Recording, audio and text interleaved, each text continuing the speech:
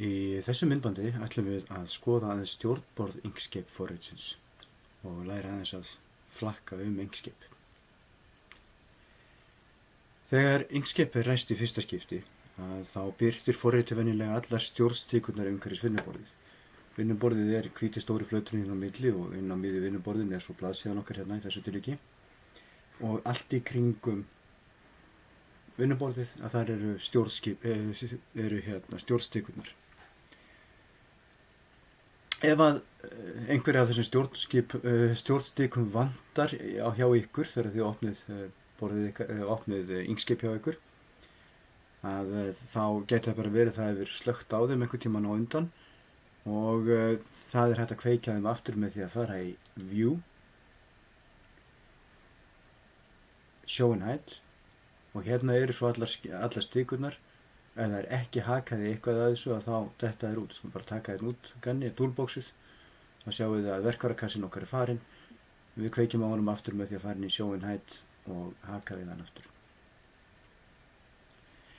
Ég ætla að fara í gegnum stíkurnar eina af annari en nánari útlistur á verkfærinu verður svo tekin bara fyrir í öðrum myndböndum. Efsta stjórnstíkan nokkuð kunnuleg svona úr öðrum hugbúnaði. Hérna skjalinu sjálfur stýrt með fæl. Hérna hægt að opna ný skjöl, vista skjalið, flytja inn önnur skjöl og setja upp alls kyns stillingar fyrir skjalið sjálft. Í Edit boðið upp á að klippa, líma, afrita, taka tilbaka síðustu aðgerð og svona nokkra fleiri hluti. Í View getum við skoðað Zoom, kveikt og slökkt á hjálparlínum og neti, bakneti ekki, við erum ekki að tala um internetið í þetta skipti, og svo kveikja og slökk á stjórnstíkurum segi ég. Í Layer gefinn kostur á að byggja teikningarnar upp í lögum og svo kveikja og slökk á þeim eftir þörfum. Object samansafn aðgerða sem eru notað til að vinna við teikningar og form, uppröðun, liti og fleira. Þetta sennilega sá skipana hópur sem mest notaður. Path sem hér samsafn aðgerða sem eru notaðar til að breyta formum og teikningum. Við getum notað til að laga það til. Text hins vegar fyrir textavinnslu hvers konar. Filter samsafn aðgerða líka til þess að vinna með teikningar. Þar getum við lagt yfir og breytt teikningunum, gert mjög flottar hluti með því að leggja svona filter á teikningarnar okkar. Extension svo að lokum aðgerðir sem eru svona dálítið ólíkar öðru. Þetta eru svona smáforrit sem maður getur lagt inn í og búið til alls kyns hluti sem maður geti ekki gert svona að öllu jöfnu. Og svona hjálpartækin hérna. Hér náttúrulega þetta að fá líka alls kyns hjálpa á ensku og fara í kennsluefni og annað slíkt.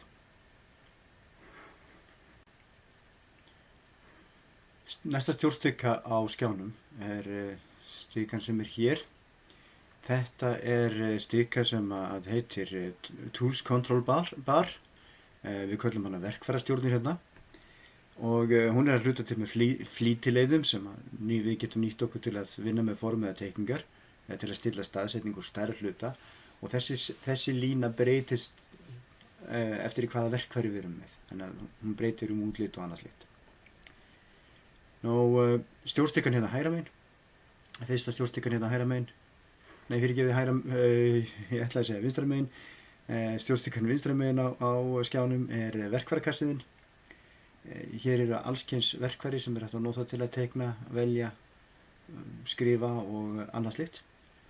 Og örin hérna, select toolið sem hérna efst á skjánum, að það sennilega það verkfæri sem þú notir langmest. Það hægt að nota F1 til að kalla það fram, þannig að ef við erum búin við skulum bara teikna þetta kassa inn á og þá getum við notað F1 til þess að velja örina, þannig að við erum komin á örina aftur. Eða ef við tekum kassan aftur og þá getum við ítt á S, Select. Þá erum við að velja þessa ör aftur. þetta er það verkfæri sem þeir komið langmest til með að nota. Nú, hægra megin við borðið hins vegar stika sem kölluð command bar eða skipanastika. Þetta svona samsett flýtileiða inn í file og edit og view og jafnvel fleira, textaskipanir og annað slíkt. Getur verið mjög þægilegt að hafa uppi við.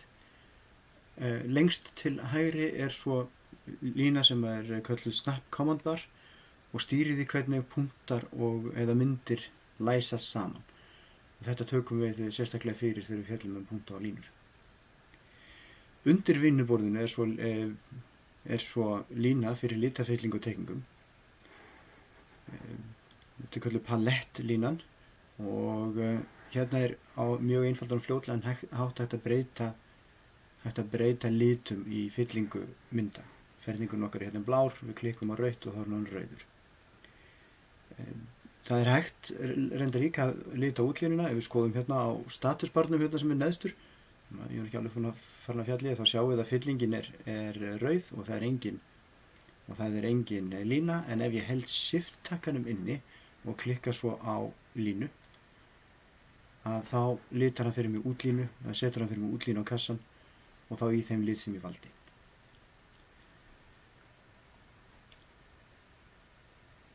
Statusbarinn sem ég aðeins fann að koma inn á náttúrulega mjög góð lína. Þetta svona eiginlega svona mitt uppáhald má segja. Hérna sé ég upplýsingar um það sem með á skjánum. Stundum maður lendi í vandræði með eitthvað, maður með einhverja mynd sem maður sér fyrir fram að sig og maður ekki alveg viss hvað það sem maður í myndinni. En þá getum við séð það hér að hún gefur okkur upplýsingar um það sem ég hef merkt núna group of two objects in layer 1. Þannig ég get séð nákvæmlega hvað ég að gera og hvað merkt. Nú ekkert merkt hjá mér og þannig að hún getur þetta segir mér svona aðeins frá því hvað að gerast. Hún segir mér líka frá alls kyns og öðrum hlutum. Hún segir mér hérna í fyrstu hvaða fylling á, hvort það sé útlína, hvað þykktin á útlínunni og hérna fyrir aftan sýnir mér hvort hún sé gegnsæ eða ekki. 100 þýðir hún sé ógegnsæ, allt undir því þýðir það að það sé orðið gegnsæi.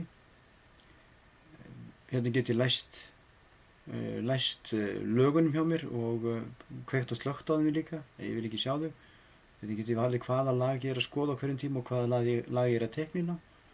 Hér svo eins og sé ég hvað ég með í höndunum. Og hérna lengst til hægri svo upplýsingar hvar hluturinn staðsettur og hversu mikið zoomið á hlutnum hjá mér. Nú, það eru tvær aðrar stikkur sem hægt að kveikja og slökkva með view, show og hide. Það annars vegar þessar rulers og hins vegar scrollbars. Rulers eru reglustikkurnar sem við fáum hérna efst á vinnuborðið okkar og hérna til hliðar við vinnuborðið okkar. Þannig getum við séð aðeins hvaða hlutirnir eru stórir.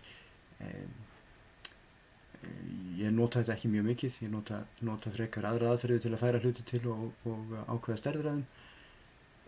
Scrollbars svo þessir